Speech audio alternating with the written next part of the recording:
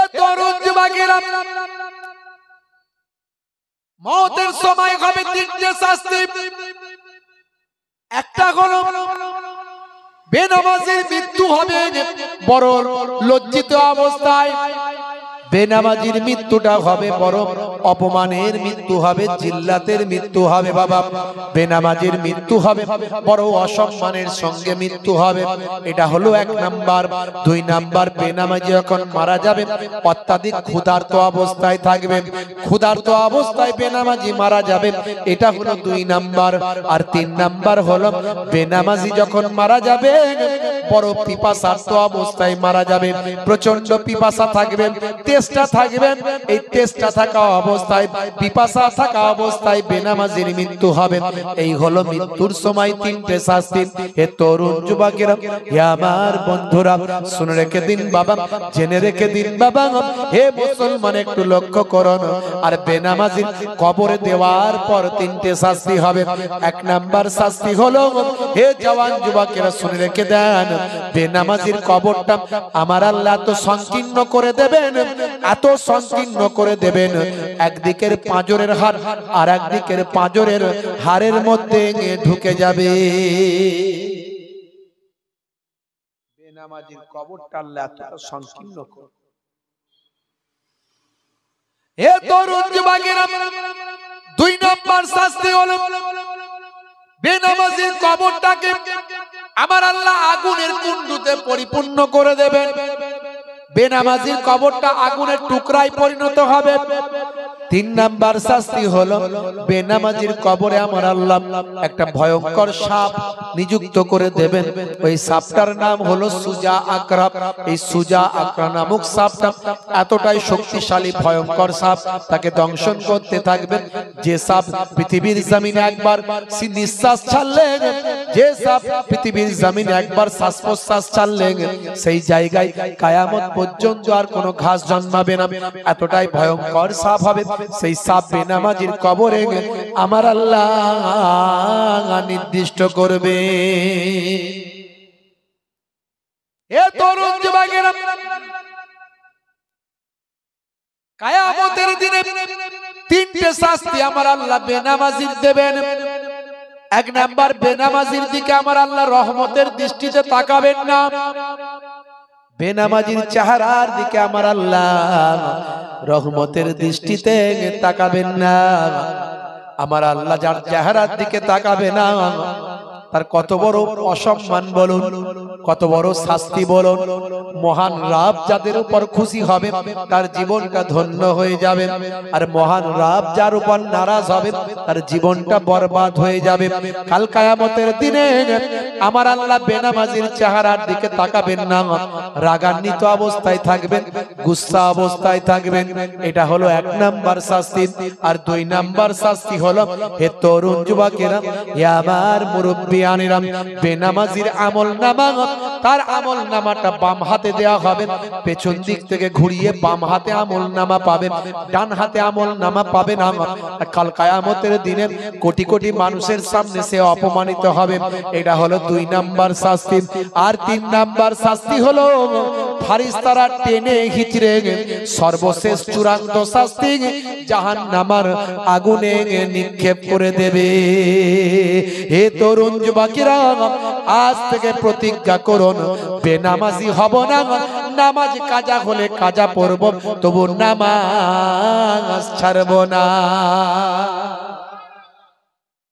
নামাজ ছাড়ব না।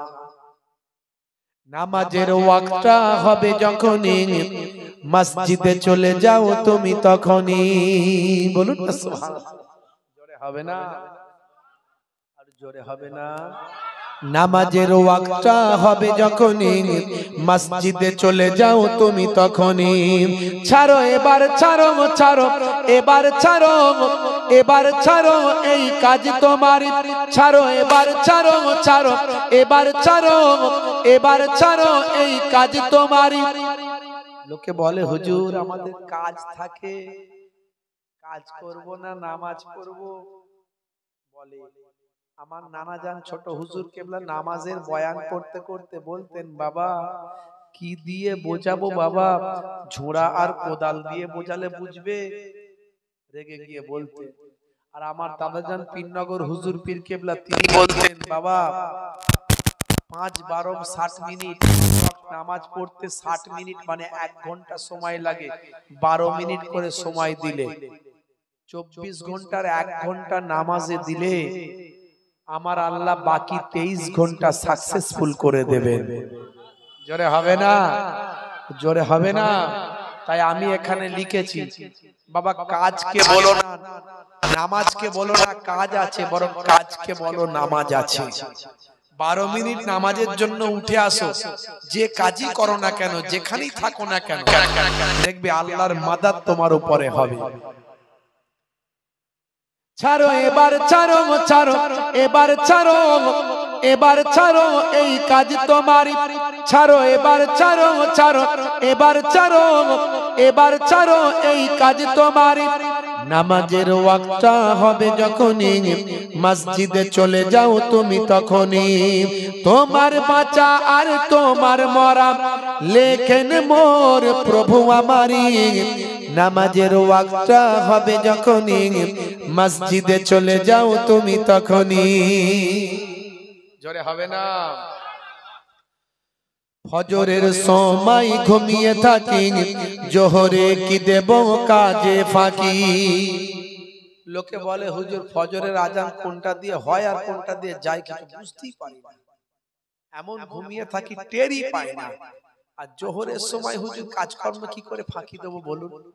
আসর আর মাগরিব দোকান বাজারে থাকি, গল্প গুজব করি, একটু সময় পাস করে টাইমটা কেটে যায়। এসার সময় সারাদিন ক্লান্ত, তাড়াতাড়ি ঘুমিয়ে যায়, 5 ওয়াক্তের টাইম শেষ। খুব সুন্দর বাহানা রেডি করা আছে।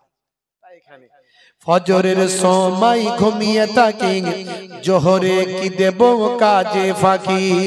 রাখো এসব, রাখো রাখো এসব, রাখো এসব, রাখো কথা তোমারই। আসর আর মাগরিব হেলা করি, দোকানার আড্ডায় সময়টা দিন। আসর আর মাগরিব হেলা করি, দোকানার আড্ডায় সময়টা দিন। মরলে তোমাকে যেতে হবে মাটির নিচে, ঘর তোমারই। নামাজের ওয়াক্তটা হবে যখনই, মসজিদে চলে যাও তুমি তখনই। জোরে হবে না? এশার সময় ঘুমিয়ে পড়ি, শরীরটা ক্লান্ত মেলিয়ে দিন।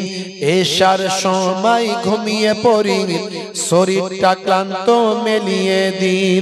না না এসব বলো না, এসব বলো না, এসব বলো না বান্দা তুমি।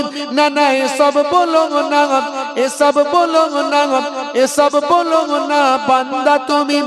রুটি রুজি দিচ্ছে যিনি, জীবন মরণের মালিক তিনি। জোরে হবে না? রুটি রুজি দেওয়ার মালিক কে? জোরে বলেন কে? আপনি দোকান খুলেছেন, খদ্দের আনানোর মালিক কে? খদ্দেরের মনে মহাব্বত দিয়ে আপনার দোকানে কাস্টমার বানানোর মালিক কে? আপনি চাষ করেছেন, চাষটাই ফসল বাড়ানোর, ফসল দেওয়ার মালিক কে? আমার আল্লাহ ইচ্ছা করলে অনাবৃষ্টি দিতে পারেন, আমার আল্লাহ ইচ্ছা করলে অতিবৃষ্টি দিতে পারেন, আমার আল্লাহ ইচ্ছা করলে শিলাবৃষ্টি দিতে পারেন, আমার আল্লাহ ইচ্ছা করলে এমন চাষে পোকা দিতে পারেন যে স্প্রেতে কাজ করছে না। হতে পারে না? পারে না? আমার আল্লাহ ইচ্ছা করে মূল্য বৃদ্ধি কমিয়ে দিতে পারেন, দাম কমে গেছে। আলু চাষ করেছেন, আমাদের ওদিকে একসময় আলু চাষ হয়েছে, খদ্দের নাই, 1 টাকা 2 টাকা কেজি কেনার লোক নাই, চাষিরা আলু সব ফেলে দিচ্ছে। দিতে পারেন না? পারেন না? তাহলে রুজি রুটির মালিক কে? জোরে বলেন কে? তাহলে আপনি নামাজ পড়লে খুশি হবেন কে? আল্লাহ। 1 ঘন্টা নামাজে দিলে 23 ঘন্টা সাকসেসফুল করবেন কে? জোরে বলেন কে? আজ থেকে প্রতিজ্ঞা করুন। তাই আমি এখানে লিখেছি, রুটি রুজি দিচ্ছে যিনি, জীবন মরণের মালিক তিনি। রুটি রুজি দিচ্ছে যিনি, জীবন মরণের মালিক তিনি। তোমায় আমায় জীবন দিয়ে ভালো রেখেছেন প্রভু আমারই। নামাজের ওয়াক্তটা হবে যখনই, মসজিদে চলে যাও তুমি তখনই। হে তরুণ যুবকেরা, মুয়াজ্জিন আযান দিয়ে ডাকে, হাইয়া আলাস সালাত, এসো নামাজের দিকে এসো। আল্লাহ বললেন বলে দাও, মানুষ কিন্তু লাভ চায়, লাভ লোকসানের অঙ্কটা মানুষ ভালো হিসাব করে। হে মুয়াজ্জিন তুমি বলে দাও, নামাজে এলে কি লাভ হবে সেটা তুমি বলে দাও আল্লাহর পক্ষ থেকে। তারপরই মুয়াজ্জিন ঘোষণা দেয়, হাইয়া আলাল ফালাহ। দেয় কি দেয় না? হাইয়া আলাস সালাহ,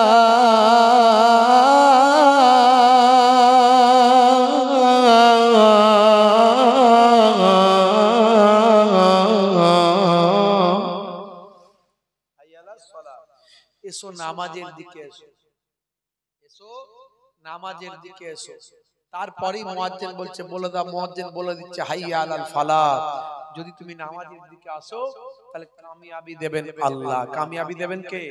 আল্লাহ। এসো কামিয়াবির দিকে এসো, কল্যাণের দিকে এসো, মুয়াজ্জিন বলে দিচ্ছে।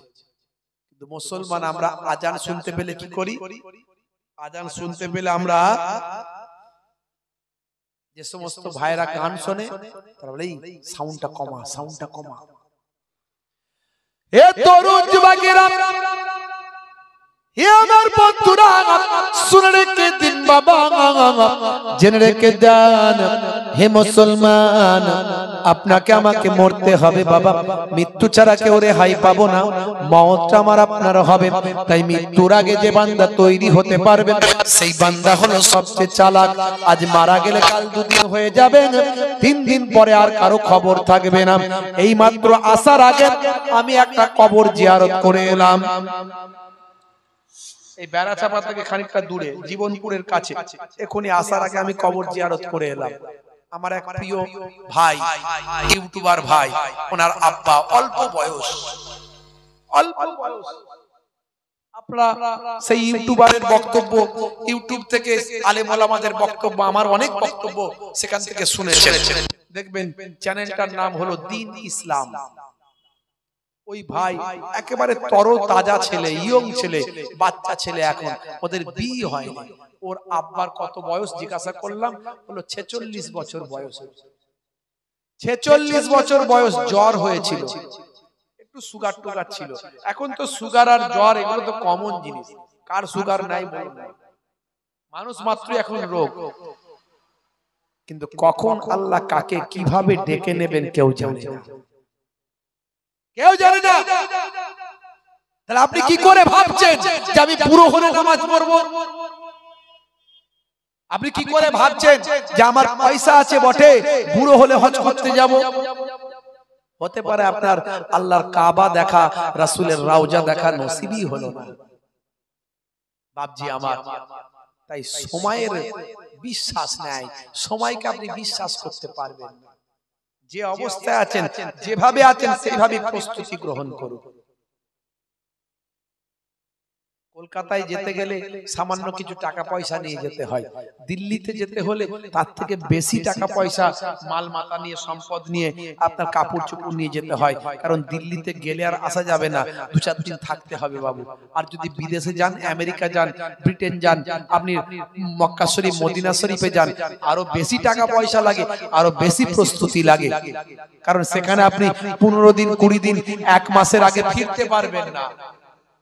কলকাতায় গেলে এ বেলা গেলে ও বেলা ফিরে আসবে, অল্প টাকায় কাজ মিটে গেল। পুঁজিটা অল্প হলো, অল্প পুঁজিতেই কাজ মিটে যাবে। কলকাতায় গেলেন, এ বেলা গেলেন, ও বেলা চলে এলেন, অল্প পুঁজি। দিল্লিতে গেলে পুঁজি বাড়াতে হবে, এ বেলা গেলে ও বেলা আসা যাবে না।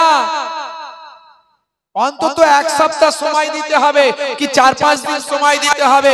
প্লেনে গেলে অন্তত 2 দিন সময় দিতে হবে, 2 দিনের মতো পুঁজি নিয়ে যেতে হবে।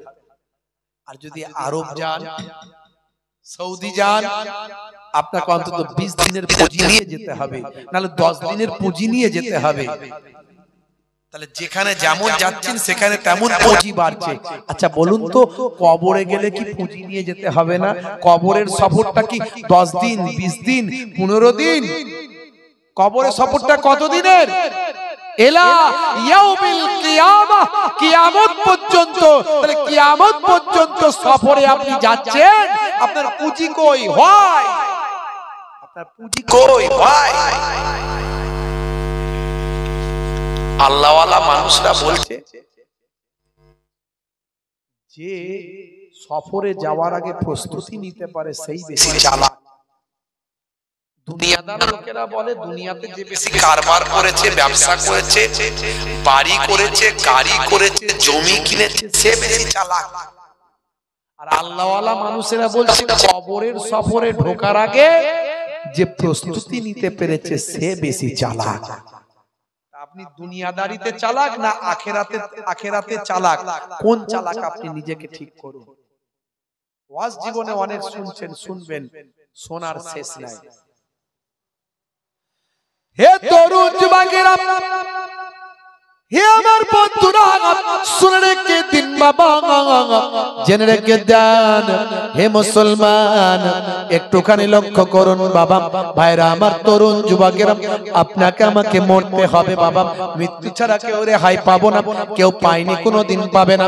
মনে রাখবেন বাবা, যদি ওষুধের দ্বারাই মানুষ বাঁচত তাহলে ডাক্তারেরা মারা যেত না, আর যদি তাবিজের দ্বারাই মানুষ বাঁচত তাহলে আল্লাহর ওলি বান্দারা মারা যেতেন না। এই জন্য আমার আল্লাহ কোরআন মাজিদের মধ্যে জানিয়ে দেন, কুল্লু নাফসিন যায়কাতুল মউত, প্রত্যেক প্রাণী মাত্রই মৃত্যুর আস্বাদ গ্রহণ করবে। ইজা জা আজালহুম লা ইস্তাখিরুনা সাআতান ওয়া লা ইস্তাকদিমুন, মৃত্যুর যে সময় নির্ধারণ করা হয়েছে সেই সময়ের এদিক ওদিক করা হবে না। হে তরুণ যুবকেরা, মৃত্যুর ভয়ে যেখানেই যাও না কেন, আইনামা তাকুনু ইউদরিকুমুল মাউত ওয়ালাউ কুনতুম ফি বুরুজিম মুশাইয়াদা, মৃত্যুর ভয় যেখানেই পালায়ন করো বান্দা, সুদৃঢ় গম্বুজ মজবুত কেল্লা লোহার সিন্ধুকের মধ্যে গিয়ে আত্মগোপন করো না কেন, মৃত্যুর ভয়ে তুমি ভেলোর যাও, চেন্নাই যাও, ম্যাড্রাস যাও, পিজি যাও, এনআরএস যাও, যেখানেই যাও না কেন, আমার আল্লাহ যদি তোমার মওত লিখে রাখেন, মৃত্যুর হাত থেকে রেহাই তুমি পাবে না। এমন মরার মরণ, এমন মৃত্যু যাও, এমন মৃত্যু বরণ করো, মরিলেও মরা নহে, যদি লোকে ঘষে বাঁচিয়া কি ফলতাম, যদি লোকে দোষে মরিলেও মরা নয়, যদি লোকে সুনাম করে আর বেঁচে থেকে কি লাভ, যদি লোকে দুর্নাম করে। যখন জন্ম তুমি নিয়েছিলে ভবে, তুমি মাত্র কেঁদেছিলে, হেসেছিল সবে, এমন জীবন হবে করিতে গঠন, মরণে হাসিবে তুমি, কাঁদিবে ভুবন। তুলসী, কবি তুলসীরাম দাস বলেছিলেন, তুলসী জব জগ মে আয়ে তু রোয়ে জগ হাসে, ऐसी करनी कर चलो तुम हासो जग रोए। মানে যখন তুমি পৃথিবীতে এসেছিলে তুমি কেঁদেছিলে, সবাই হেসেছিল, আর যখন তুমি পৃথিবী ছেড়ে এমন জীবন যাপন করে পৃথিবী ত্যাগ করো যে তুমি হাসতে হাসতে চলে যাবে, তোমার জন্য সবাই কাঁদবে। এই জন্য করতে হবে নিজেদের হৃদয়কে নরম দিলের মানুষ বানাতে হবে। নিজেকে কঠোরতার মধ্যে নিয়ে গেলে হবে না, সরলতার মধ্যে নিয়ে আসতে হবে। এই জন্য আমার আল্লাহ কোরআন মাজিদে বলেছেন, ইউরিদুল্লাহু বিকুমুল ইউসরা ওয়া লা ইউরিদু বিকুমুল উসরা, আমার আল্লাহ তোমাদের জন্য সরলতা পছন্দ করেন, আমার আল্লাহ তোমাদের জন্য কঠোরতা পছন্দ করেন না। হাদিস পাকের মধ্যে এসেছে, জান্নাতের একটা জান্নাতের নাম হবে ইউসরা, যেখানে শুধু সরলতা বিদ্যমান, সরল মনের মানুষদের আল্লাহ সেখানে দেবেন। আর জাহান্নামের একটা নাম হবে উসরা, যেখানে শুধু কঠোরতা বিদ্যমান, সেখানে ভাই আমার কঠোর মনের মানুষদের সেখানে দেওয়া হবে। তাই মরতে যখন আপনাকে হবে, আল্লাহর ওলিদের মতো মরুন। জোরে হবে না? আমার মরণ আসিবে কখন কেউ তা জানে না, তোমার মরণ আসিবে কখন কেউ তা জানে না। আমি মরে গেলে তোমরা আমায় ভুলে যেও না, আমি মরে গেলে তোমরা আমায় ভুলে যেও না। আমার মরণ আসিবে কখন কেউ তা জানে না, তোমার মরণ আসিবে কখন কেউ তা জানে না। এই দুনিয়ায় চিরজীবন কেউ তো থাকবে না, অন্ধকার কবর যে আমার আসল ঠিকানা। এই দুনিয়ায় চিরজীবন কেউ তো থাকবে না, অন্ধকার কবর যে তোমার আসল ঠিকানা।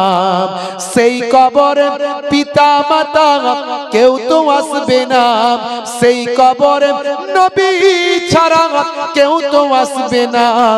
আমার মরণ আসিবে কখন কেউ তা জানে না, তোমার মরণ আসিবে কখন কেউ তা জানে না। মরতে আপনাকে হবে, মৃত্যু ছাড়া কেউ রেহাই পাবে না। তাই মৃত্যুর আগে প্রস্তুতি নিতে হবে। বললাম যদি ওষুধের দ্বারাই মানুষ বাঁচতো তাহলে ডাক্তারেরা মরতো না, আর যদি তাবিজের দ্বারাই দোয়ার দ্বারাই মানুষ বাঁচতো তাহলে পীর ওলিয়া উলিয়ারা মারা যেত না।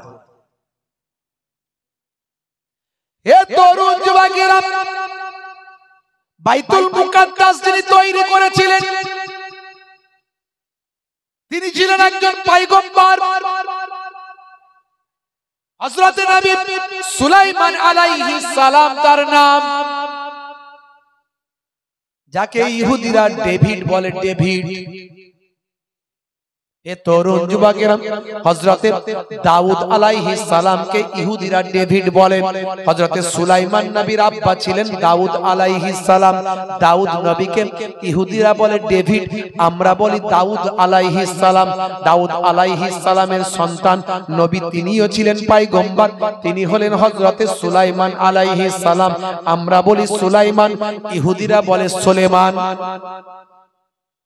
হযরতে আদম আলাইহিস সালামকে আমরা বলি আদম নবী, ইহুদিরা বলে অ্যাকর্ডিং টু খ্রিস্টানিটিতে বলা হয় অ্যাডাম। মা হাওয়া আলাইহিস সালামকে আমরা বলি মা হাওয়া আলাইহিস সালাম, আর অ্যাকর্ডিং টু খ্রিস্টানিটিতে ভাই আমার বলা হয় ঈভ। এ তরুণ যুবকেরা, ঈসা নবীকে তারা বলে যিশু, মুসা নবীকে তারা বলে মোজেস, এরকম বিভিন্ন নাম দেওয়া হয়েছে। ইব্রাহিম নবীকে তারা বলে আব্রাহাম। হে তরুণ যুবকেরা, তারা যাকে সুলেমান বলে আমরা বলি সুলাইমান আলাইহিস সালাম। নবী পয়গম্বর হযরতে সুলাইমান আলাইহিস সালাম আল্লাহর একজন বড় মাপের পয়গম্বর ছিলেন।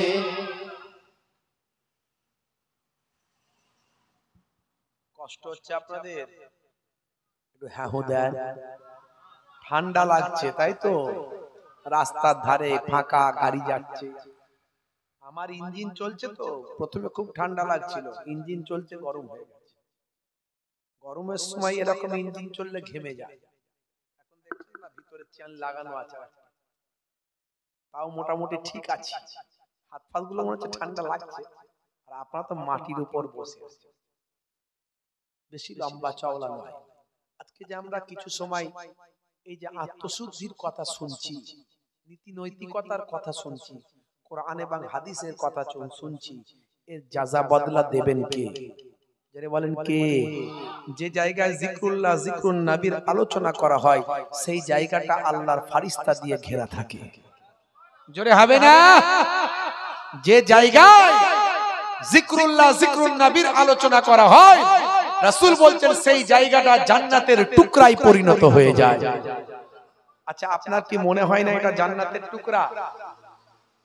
আজকে এখানে আপনার লোক কম আছে, এমন অনেক প্রোগ্রাম আমি করেছি যেখানে হাজার হাজার লোক থাকে, কিন্তু আপনারা যেমন স্তব্ধ, সাইলেন্স জোন, একেবারে সাইলেন্স জোন, একেবারে এই যে গায়ে গা লাগিয়ে সুন্দরভাবে বসে থাকা, হাজার হাজার লোক থাকলেও সিচুয়েশনটা এরকমই হয়। এখানে কত ধরনের মানুষ আছে বলুন? কেউ সিপিএম এর সমর্থক, কেউ তৃণমূলের সমর্থক, কেউ কংগ্রেসের সমর্থক, কেউ ফুরফুরা সিলসিলা, কেউ তবলিগ, কেউ বেরলভী, কেউ দেওবন্দি, কেউ আহলে হাদিস আছে না? কিন্তু চেনা যায় কাউকে?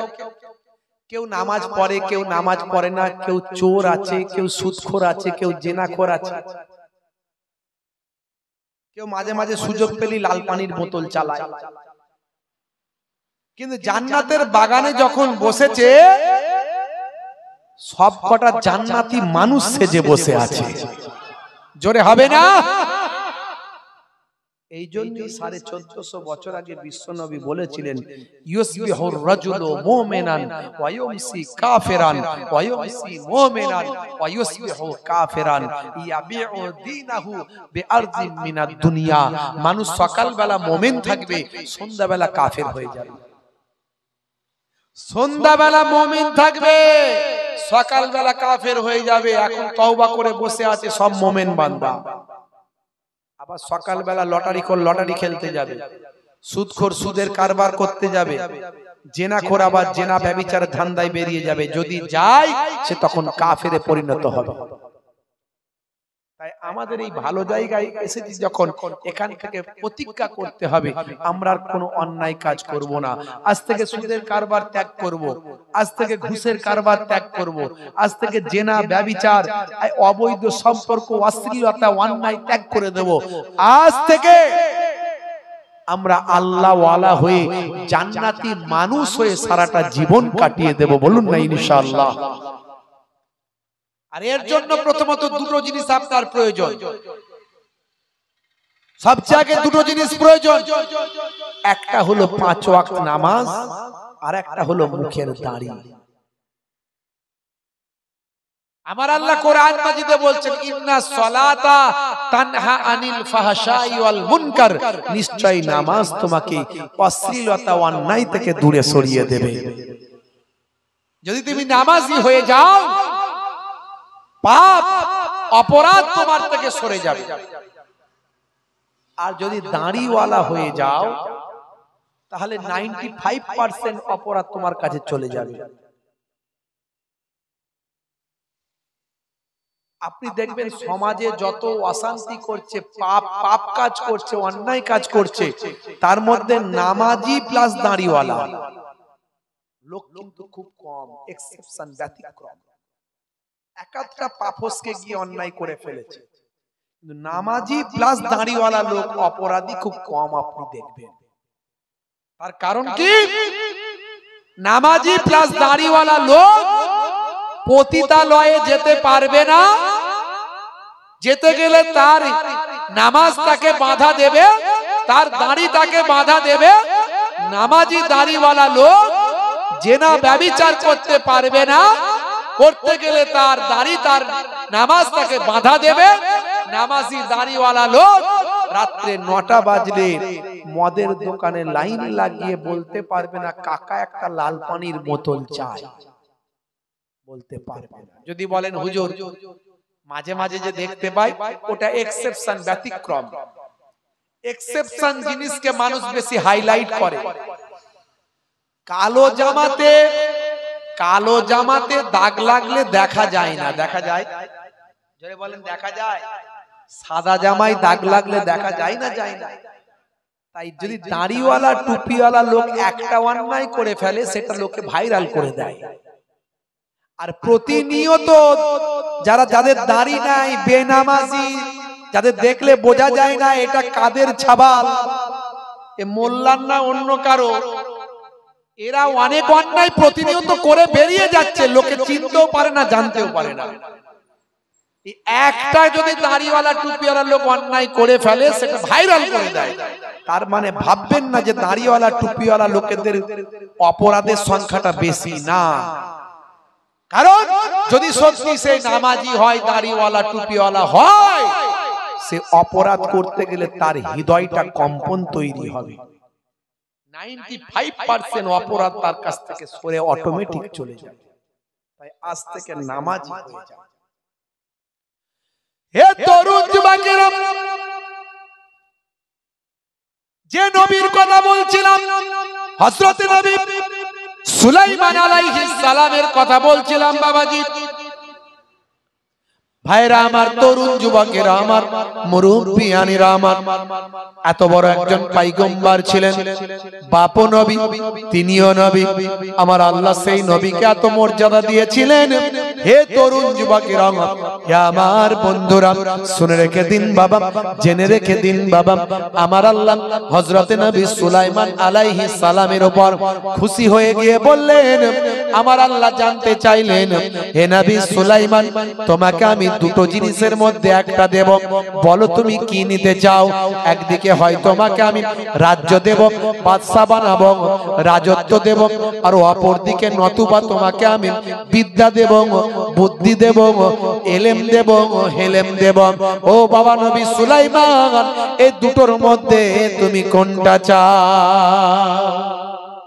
দরুদ শরীফ আল্লাহুম্মা।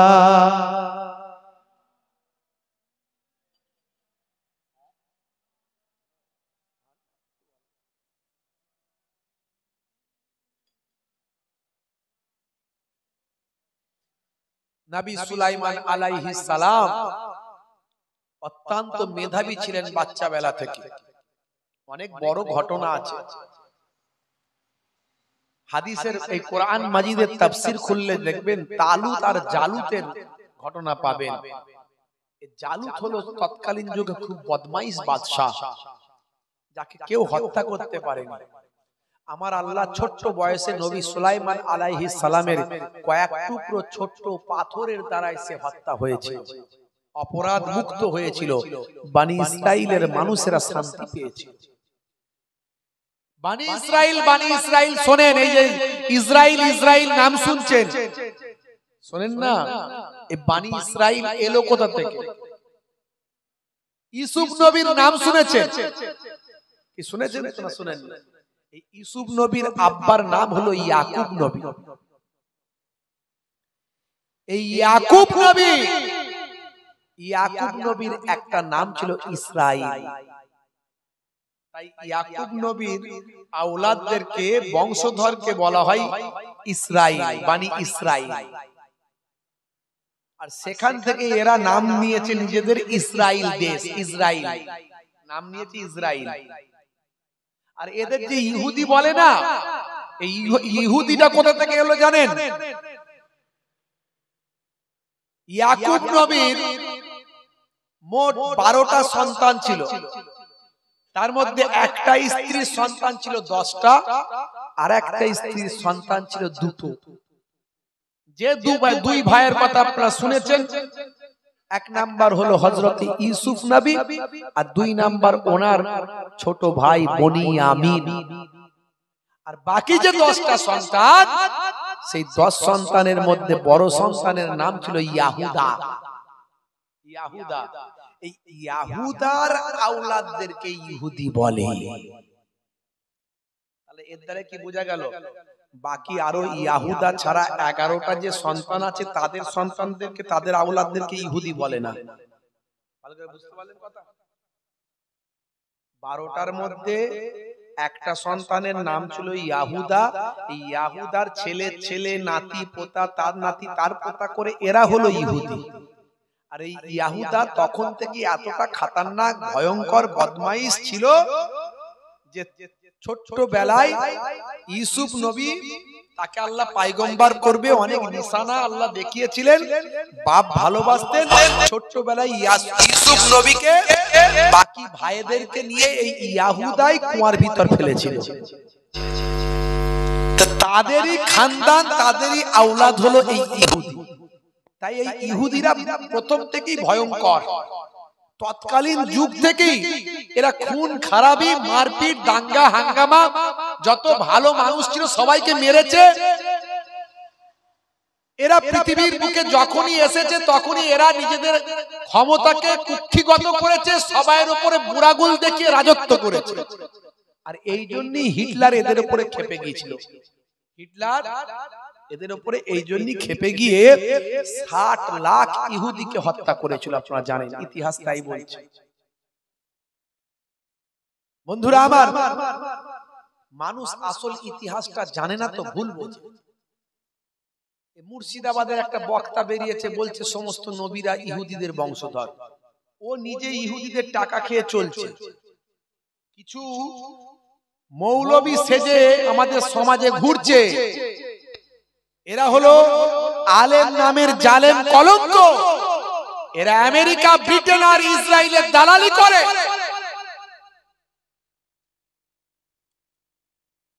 এরা তাদের টাকা খেয়ে মুসলিম সমাজের মধ্যে ফতোয়াবাজি করে হালালকে হারাম বলে, হারামকে হালাল বলে। এইভাবে বিভ্রান্ত তৈরি করাই এদের কাজ। এর বিনিময়ে এদের অ্যাকাউন্টে আমেরিকা, ব্রিটেন, ইসরায়েল থেকে ডলার চলে আসে। এই কথাটা আমরা অনেক আগে বলার চেষ্টা করেছি, কিন্তু মানুষ নিতে পারেনি, মানুষ বুঝতে পারেনি। আজও ইসরায়েল, ব্রিটেন, আমেরিকার মাটির তলায় বড় বড় মাদ্রাসা আছে। সেই মাদ্রাসায় তারা কোরআন হাদিসের জ্ঞানকে গুলে খেয়ে নেয়, নিয়ে তারা সেখান থেকে বেরিয়ে এসে দাড়িওয়ালা টুপিওয়ালা সেজে আমাদের মুসলিম বিশ্বের মাঝখানে বিভাজন তৈরি করে ভাইয়ে ভাইয়ে মারপিট লাগায়, ফতোয়াবাজি জানে। এরা খুব অ্যাক্টিভ, সমস্ত ধর্মের ব্যাপারে সবচেয়ে বেশি অ্যাক্টিভ সম্প্রদায় হলো মুসলমানরা। এরা হাতটা নামাজে এখানে বাঁধবে না এখানে বাঁধবে, এই নিয়ে লড়াই করে। কথা ঠিক না ভুল? কথা ঠিক না ভুল? ধর্মের ব্যাপারে একচুল এরা ছাড় দেয় না। তাই এদের ভিতরে শুধু একটু গুলিয়ে দিতে হবে, একটু ঘুরিয়ে দিতে হবে। আপনারা জানেন সালাউদ্দিন আইয়ুবী নাম শুনেছেন, ইতিহাস পড়বেন। আমার কথাটা যদি আপনাদের ডাউট হয়, সালাউদ্দিন আইয়ুবীর ইতিহাসটা পড়বেন। সালাউদ্দিন আইয়ুবী যিনি এই ইহুদি নাসারাদের কাছ থেকে বাইতুল মুকাদ্দাস ফিরিয়ে এনেছিলেন। একবার ফেরাতে পেরেছিলেন হযরতে ওমর ফারুক রাদিয়াল্লাহু তাআলা আনহু। তিনি ছিলেন খলিফা, নবীর সাহাবী। তার একটা বেলায়েতি ক্ষমতা ছিল, তাকে যুদ্ধ করতে হয়নি। বিনা যুদ্ধে তার আখলাক, তার চরিত্রে, তার নুরানি চেহারায়, তার বেলায়েতি পাওয়ারে এই নাসারারা, ইহুদিরা তখনই বাইতুল মুকাদ্দাস ছেড়ে দিয়েছিল মুসলমানদের হাতে। তোমাদের মসজিদ তোমরা ফেরত নাও। কিন্তু সালাউদ্দিন আইয়ুবীকে অনেক লড়াই করে ফেরাতে হয়েছে। সালাউদ্দিন আইয়ুবী যখন ফিরিয়ে নিয়েছিলেন, তখন সবাই আনন্দ করেছিল, সবাই খুশি হয়েছিল যে আমাদের মসজিদ আমরা ফেরাতে পেরেছি, আমাদের পূর্বের নবীর হাতের তৈরি মসজিদ ফেরাতে পেরেছি। কিন্তু সালাউদ্দিন আইয়ুবী খুশি হতে পারেননি। তিনি বুঝতে পেরেছিলেন সরষের ভিতরে ভূত আছে। আমাদের মাঝখানেই আমাদের মানুষ সেজে আমাদেরকে ধোঁকা দিয়ে, আমাদের মাঝখানে বোকা বানিয়ে, আমাদেরকে বিভাজন করে, আমাদের মাঝখানে লড়াই তৈরি করে, আমাদের একতা, আমাদের ঐক্যকে দূরীভূত করছে। হাজার হাজার এরকম লোক থাকতে পারে। তাই তিনি সালাউদ্দিন আইয়ুবী বাইতুল মুকাদ্দাস জয় করে খুশি না হয়ে তিনি গোয়েন্দা দপ্তরকে বললেন, প্রত্যেকটা মসজিদের ইমামের পেছনে গোয়েন্দাগিরি করো, দেখো এরা অরিজিনাল মুসলমান না মুসলমান সেজে মুসলমানদের ভিতরে বিভাজন তৈরি করছে, ভালো করে খবর নাও। কয়েকশো বের করেছিলেন, কয়েকশো, ইতিহাস বলছে, ভালো করে খুঁজে দেখবেন। কয়েকশো মাওলানা নামের, আলেম নামের জালেম, যারা ইহুদি নাসারাদের, ব্রিটেন আমেরিকার চক্রান্তের শিকার হয়ে তাদের কাছ থেকে ডলার খেয়ে মুসলমানদের মধ্যে বিভাজন তৈরি করছিল, এমন কয়েকশো ইমাম, মাওলানা, বক্তাকে তুলে নিয়েছে সালাউদ্দিন আইয়ুবী নিজে হাতে তাদের শাস্তি দিয়েছিলেন। আজকে সেই ডলারখোর মৌলবীগুলো আছে, কিন্তু সালাউদ্দিন আইয়ুবী নাই। এটা আমরা অনেক আগে বোঝানোর চেষ্টা করেছি। আপনারা জানেন এক শ্রেণীর আলেম, বড় বড় দাড়ি, বড় বড় জুব্বা, ভালো কোরআন হাদিস বলে, তারা বলছে যে ফিলিস্তিন লড়াই করে অন্যায় করছে। শুনেছেন আপনারা? তারা বলছে যে ইহুদিদের ঈমানের তেজ অনেক বেশি, ইহুদিরা শিরক করে না, তাদের আকীদা ভালো, তাই ইহুদিদের সঙ্গে লড়াই করে কেউ পারবে না। দালালি করছে ইহুদিদের। তারা বলছে হামাস যা করেছে ভুল করেছে, হামাস একটা স্বাধীনতাকামী সংগঠন, একটা সরকার, গাজার সরকার পরিচালনা করে হামাস। তারা হামাসের বিরুদ্ধে কথা বলছে, যাদের হাজার হাজার লোক মারা যাচ্ছে, যাদের আত্মীয় স্বজন মারা গেছে, শহীদ হয়ে যাচ্ছে, এরা তাদের বিরুদ্ধে কথা বলছে। এরা কালেমা ওয়ালা ভাইয়ের পক্ষে না দাঁড়িয়ে ইহুদিদের পক্ষে দাঁড়াচ্ছে। কারণটা কি? বাংলাদেশের একজন খ্যাতনামা স্কলার, মৌলিক বিষয়ে আমাদের কোনো পার্থক্য নাই। ফুরফুরা শরীফ, দেওবন্দি, তবলিগ, বেরলভি, এই যে সম্প্রদায়গুলো আছে যারা আহলে সুন্নাহ ওয়াল জামাতের অন্তর্ভুক্ত, এদের সঙ্গে মৌলিক বিষয়ে কোনো পার্থক্য নাই। যেটুকু পার্থক্য আছে আমলগত বিষয়ে পার্থক্য আছে।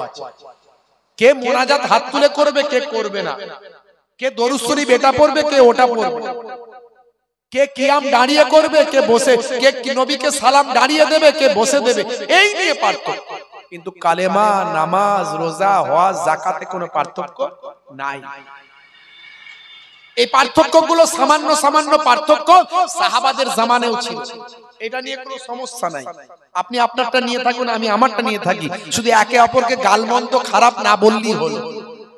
কিছু মোল্লা মৌলবী বদমাইশ, এরা বলে তাই, এদের থেকে দূরে থাকতে হবে। এ তো নবী বলে দিয়েছে। কিছু মানুষ বেরোবে, তারা হলো ওয়ারাসাতুস শয়তান, শয়তানের ওয়ারিস। শয়তানের কাজ হলো ফিতনা করা, ওদেরও কাজ হলো ফিতনা করা। আবার কিছু আলেম ওলামা যারা হবে, তারা হলো ওয়ারাসাতুল আম্বিয়া, নবীদের কাজ হলো শান্তি প্রতিষ্ঠা করা, আর এদেরও কাজ হলো হবে শান্তি প্রতিষ্ঠা করা। জোরে হবে না? তাই যারা ওয়ারাসাতুল আম্বিয়া, তাদের ভক্ত হতে হবে। ফুরফুরার পীর মুজাদ্দিদুজ জামানের ভক্ত হতে হবে, বসিরার আল্লামা হুজুরের ভক্ত হতে হবে, আমার দাদাজান পীরনগর হুজুর পীর কেবলা যাকে জিন্দা পীর বলা হতো, তার ভক্ত হতে হবে। এরকম আল্লাহর ওলিদের পথে থাকতে হবে।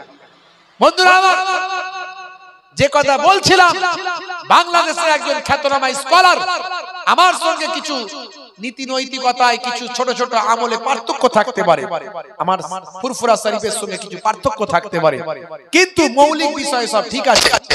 তিনি একটা কথা বলেছিলেন, যে মাওলানাগুলো আজকে ইসরায়েলের পক্ষে নিয়েছে, ফিলিস্তিনের বিপক্ষে কথা বলছে, যাদের হাজার হাজার নিরীহ মানুষকে, নারী, শিশু, বাচ্চাকে আজকে ইসরায়েল একটা অবৈধ রাষ্ট্র। 1948 সালের আগের ইতিহাস দেখুন, ইসরায়েল নামে কোনো দেশই ছিল না, পৃথিবীর মানচিত্রে কোনো দেশ ছিল না। এই অবৈধ রাষ্ট্রকে ভাই আমার, তাদের অসহায় অবস্থায় তাদেরকে জায়গা দিয়েছিল যারা, এই ফিলিস্তিনিরা থাকতে দিয়েছিল, খেতে দিয়েছিল, শুতে দিয়েছিল, ব্যবসা দিয়েছিল, চাকরি দিয়েছিল। অথচ তারা আজকে গাদ্দারি করেছে।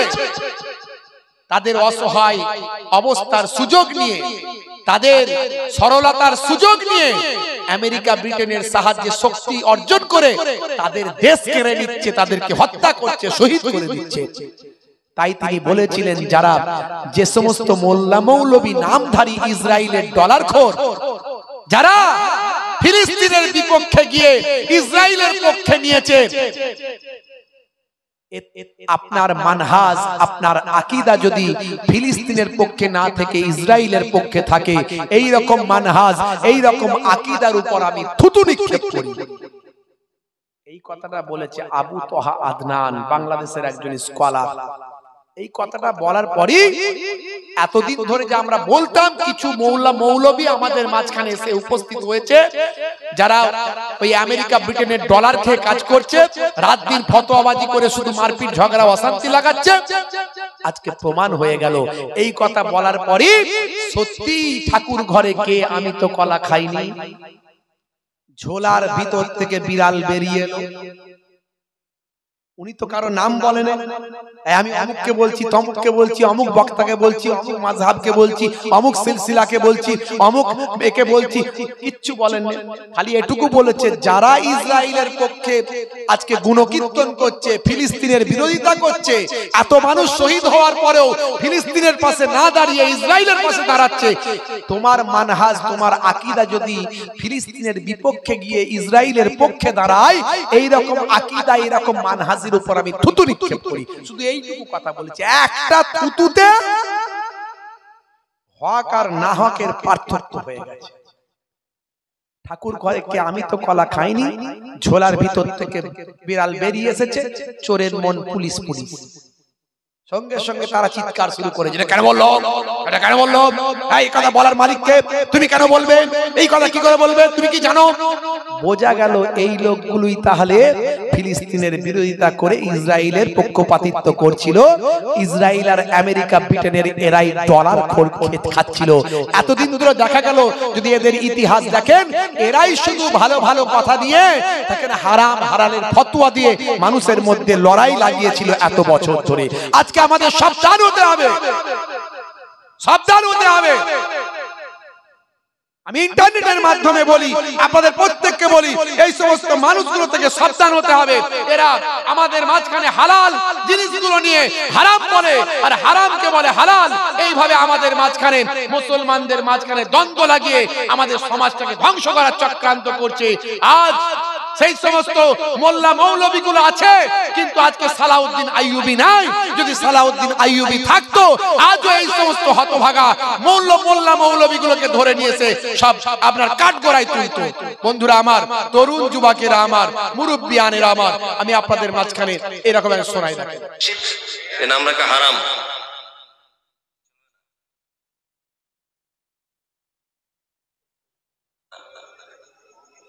একদম নাই। গোলাম মাবুদ নাম আছে না, আছে, নাম রাখা হারাম, চলবে না। জাহাঙ্গীর নাম আছে, চলবে না। শাহজাহান নাম আছে, চলবে না। ইয়াসিন চলবে না। এসব নাম রাখা চলবে না। যে নামের অর্থ হয় না সে নাম রাখা ইসলামে নাজায়েজ, চলবে না। আল্লাহর নামের আগে আব্দু শব্দ লাগানো যাবে। আল্লাহর নাম রশিদ, আল্লাহর নাম আছে নাকি? নাই। আল্লাহর নাম রশিদ, নামগুলো খুব সাবধান। সমাজে অনেক লোক নাম রেখেছে না, আব্দুর রশিদ আছে না, নাম আছে না আব্দুর রশিদ, এ নাম রাখা হারাম, চলবে না, একদম নাই।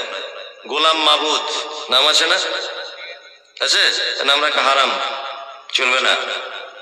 জাহাঙ্গীর নাম আছে, চলবে না। শাহজাহান নাম আছে, চলবে না। ইয়াসিন চলবে না। শুনছেন তো?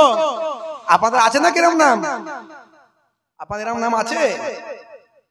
আবার কি বলেছে, যাদের এই নামগুলো আছে তাদের সব নতুন করে আবার আকিকা দিতে হয়। বলছে রশিদ নাকি আল্লাহর নাম নয়। আজকে রাত্রিরে গিয়ে ওযু করে কোরআন মাজিদটা খুলবেন, দেখবেন 99টা আল্লাহর সিফাতি নাম আছে। দেখবেন জব্বার, সত্তার, রহমান, রহিম, গফফার। শেষের দিকে দেখবেন আর রশিদ, আর রশিদ নাম আছে। দেখবেন তাহলে আল্লাহর নাম বলছে নাই, রশিদ নাম নাকি আল্লাহর নাই। আল্লাহর সিফাতি নামগুলো রাখতে পারে, তবে তার আগে আব্দুল কথাটা ব্যবহার করতে হবে। অর্থাৎ আব্দুল মানে হলো বান্দা, রশিদের বান্দা, সত্তারের বান্দা, জব্বারের বান্দা, গফফারের বান্দা। আপনার নাম গফফার রাখতে পারেন, কিন্তু আব্দুল কথাটা ব্যবহার করতে হবে, নাহলে গুনাহগার হতে হবে। আব্দুর রশিদ, আব্দুল গফফার, আব্দুল সত্তার আপনার নাম রাখতে পারেন। এ বলছে রশিদ নাম আল্লাহর নাই, রশিদ নাম রাখা, আব্দুর রশিদ নাম রাখা নাকি হারাম। হারাম, একদম হারাম। কাকে বলে জানে? হারাম কি ছেলের ঘরের মোয়া নাকি? যেখানে সেখানে হারাম বলে দেবো, যেখানে সেখানে হালাল বলে দেবো। হালাল হারাম বলতে গেলে কোরআনের নস দ্বারা, সহি হাদিসের নস দ্বারা আমাকে প্রমাণ করতে হবে যে আল্লাহর কোরআনে আল্লাহ এটাকে ডাইরেক্ট হারাম বলেছে। যেমন আল্লাহ শুকরের গোশত খাওয়া হারাম বলেছে, ইন্নামা হাররামা আলাইকুমুল মাইতাতা ওয়াদ দামা ওয়া লাহামাল খিনজির। এই খিনজিরুন শব্দের অর্থ হলো শুকর, আর লাহামুন শব্দের অর্থ হলো গোশত। আমার আল্লাহ ইন্নামা হাররামা, নিশ্চয় আল্লাহ তাআলা হারাম করেছেন। বলতে বলতে আল্লাহ বলছেন শুকরের গোশত খাও আল্লাহ হারাম করেছেন। তাহলে আল্লাহর কোরআনের ডাইরেক্ট আয়াত থেকে প্রমাণ। এ কোথা থেকে প্রমাণ পেল যে আর রশিদ, আব্দুর রশিদ নাম রাখা হারাম? মনে রাখবেন, কোটি কোটি লোকের নাম আব্দুর রশিদ আছে, আছে না নাই? ইয়াসিন আছে না নাই? জাহাঙ্গীর আছে না নাই? শাহজাহান আছে না নাই? তাদের মাঝখানে কি হলো? এই নামটা যখনই যাবে, উনি সর্বনাশ, আমার তো সব ভুল হয়ে গেছে, এটা হুলুস তুলুস ব্যাপার। এই রকম ভাবে একটা বিভাজন, মানুষের মধ্যে একটা বিভাজন, সব ইসরায়েলি প্রোডাক্ট, সব ইসরায়েল আমেরিকার প্রোডাক্টেরা তাদের ডলার এদের পকেটে ঢোকে। এদের ওয়াচ করার দরকার হয় না, এদের কাজ হচ্ছে বিভাজন করা। বন্ধুরা আমার, বলছে শাহজাহান নাম রাখা যাবে না, কেন ভাই? শাহজাহান মানে এই জাহানের বাদশা। ভাই এই জাহানের বাদশা, যদি এটাই হয় যে ও বলতে চেয়েছে জাহানের বাদশা তো আল্লাহ, তাহলে জাহানের বাদশা নাম রাখা যাবে কি করে? মনে রাখবেন, জাহানের বাদশা তার ব্যাখ্যা, তার মানে, তার মতলব, তার ভাবনা চিন্তা, এই নামের কারণ কিন্তু আলাদা। শাহজাহান ছিল একজন বাদশা, তিনি মানুষের বাদশা ছিলেন বলে সেই জাহানের যত মানুষ তার আন্ডারে ছিল, তিনি বাদশাহী করতেন বলে, তাই তার এটা লাকাব, এটা তার নাম না, এটা তার উপাধি যে বাদশা শাহজাহান। বুঝতে পারছো? কিন্তু এই বাদশা আর আল্লাহ রব্বুল আলামিন, তিনি স্রষ্টা, এক কখনো হলো? আচ্ছা বলুন তো, একটা ছোট্ট উদাহরণ। কেতাবুন মানে কি? বই। কেতাবুন মানে কি? বই। আপনার ঘরে যে বইগুলো আছে সেগুলোও কেতাব, আর কোরআন মাজিদটাও কেতাব। দুটো কেতাব এক। তাহলে এটা কেতাব বলবেন, ওটা অন্য কেতাব বলা যাবে না নাকি? ওটাও কেতাব বলা যাবে রে বাবা। কিন্তু ওই কেতাবের ব্যাখ্যা, ওই কেতাবের মানে, ওই কেতাবের মর্যাদা, ওই কেতাবের সম্মান, এই কেতাবের সম্মান আকাশ জমিন তফাৎ। কথা ঠিক না বল?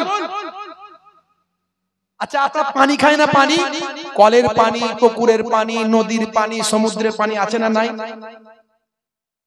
আবার জমজমের পানি, ওটা পানি ছাড়া অন্য কিছু বলবেন?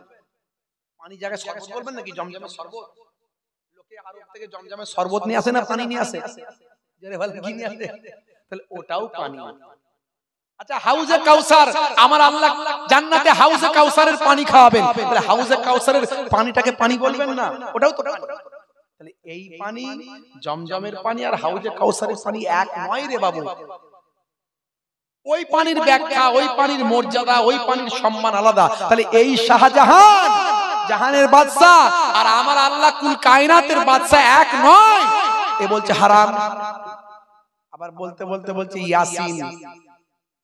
বক্তা আছে না, সেও তো কদিন তেরে ফুরে লেগেছে, কি আমার হারাম বলছে না? বিরাট স্পিরিট, খালি বলছে দেখে নেব। তার কথাবার্তার মধ্যে এমন উগ্রতা, তার আব্বা কত ভালো মানুষ, ওনার সঙ্গে আমাদের মাসালাগত তফাৎ হতে পারে, ওনারা দেওবান আকীদার মানুষ হতে পারে।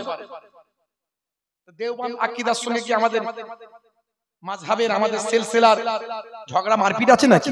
তাদের মধ্যে যারা বড় বড় আলেম, তারা ফুরফুরা শরীফে এসেছে, আসেননি তা নয়, বড় বড় আলেমরা এসেছে। ছোট ছোট আমলগত ব্যাপারে কিছু পার্থক্য থাকতে পারে, কিন্তু আকীদাগত ব্যাপারে, আপনার মাসালাগত ব্যাপারে যারা বড় বড় আলেম, বেরলেভিতে তাই, বেরলেভিতে যারা বড় বড় আলেম, তারা সহি, তাদের সঙ্গে আমাদের মাসালাগত, আকীদাগত ব্যাপারে, কোনো পার্থক্য নাই। ছোট ছোট আমলগত ব্যাপারে পার্থক্য থাকতে পারে। ওনার আব্বা কত ভালো মানুষ, কত সুন্দর কথা বলেছেন। তিনি বলেছেন এই উপমহাদেশে, এই উপমহাদেশের এই বাংলা ভাষাভাষী মানুষদের কাছে, বাংলা ভাষাভাষী মানুষদের কাছে এই দেওবান বলেন আর বেরলেভি বলেন, এরা হচ্ছে এখানকার মানুষগুলো সব উর্দু ভাষী। এখানকার ভাষী মানুষগুলো কোথায়? সব উর্দু ভাষী। ইউপি, ইউপির মানুষ কি বাংলার ভাষী না উর্দু ভাষী? উর্দু ভাষী। একটা উর্দু ভাষী মানুষ, সে দেওবন্দ হোক আর বেরলেভি হোক, সবই ইউপি। তো সেখানকার মানুষ পশ্চিমবঙ্গের মানুষের কাছে সেভাবে খেদমত রাখতে পারেনি, কারণ তারা হলো উর্দু ভাষী। উর্দু ভাষীদের কথা বাংলা জবানের মানুষ তেমন নিতে পারেনি। এই বাংলা, আসাম, ত্রিপুরা, বাংলাদেশ, এই বাংলা ভাষাভাষী উপমহাদেশে যত মানুষ আছে, এই এত মানুষের কাছে সবচেয়ে বেশি দ্বীন ইসলামের খেদমত যিনি করেছিলেন, তিনি হলেন ফুরফুরার পীর হযরত আবু বকর সিদ্দিক রাহমাতুল্লাহ। জোরে হবে না? এটা ওই বলে না, আমি ডাব পেরে খাই মাঝে মাঝে, নাকি বলে, এইজন্য মাঝে হোয়াটসঅ্যাপে ফেসবুকে দেখি তো, ওই ডাব পেরে নাকি নিয়েছে না কি করেছে, যাই করুন না কেন, যাই হোক একটু কথা বুঝে বলতে হবে, কথা ঠিক না ভুল? যে কথার দ্বারা বিভাজন তৈরি হবে এগুলো বলা উচিত নয় সমাজের মানুষের কাছে। বাপজি আমার, তাহলে আমাদেরকে আমাদের আকীদা ঠিক রাখতে হবে, আমাদের আকীদা মজবুত করতে হবে, আল্লাহর ওলিদেরকে ভালোবাসতে হবে, মুজাদ্দিদ জামান যেভাবে আমাদের দেখিয়েছেন সেই পথে চলতে হবে। বন্ধুরা আমার, সেই ইহুদিরা আজকে আমার কওমের ভাই, কালেমার ভাই, নিরীহ মানুষদের জায়গা দখল করে তাদেরকেই মারে, তাদেরকেই শহীদ করে। আমরা কখনো ইহুদিদের পক্ষে কথা বলতে পারি না।